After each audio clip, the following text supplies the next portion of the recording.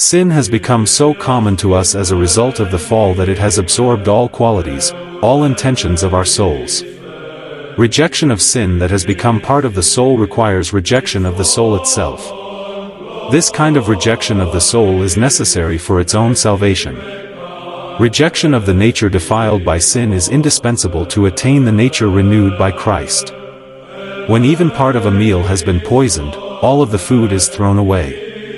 The dish is carefully washed, and only then is more food put into it for serving at the table. Food that has been tainted with poison can be called poison itself. In order to follow Christ, let us first renounce our own reason and our own will. Both the reason and will of our fallen nature are completely tainted by sin. They cannot be reconciled with the reason and will of God.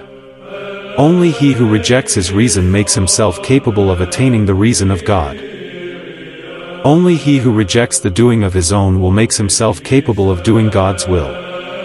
In order to follow Christ, let us take up our cross. The taking up of our cross is called the willing, pious submission to God's judgment, despite all sorrows that may be sent or allowed by God's providence.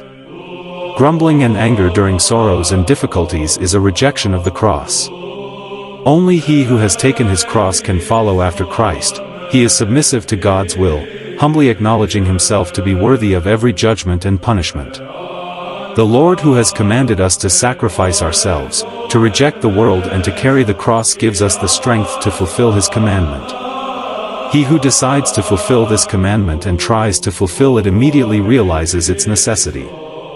This teaching, which seems cruel to the superficial and erroneous point of view of the carnal mind, turns out to be most wise and full of good things.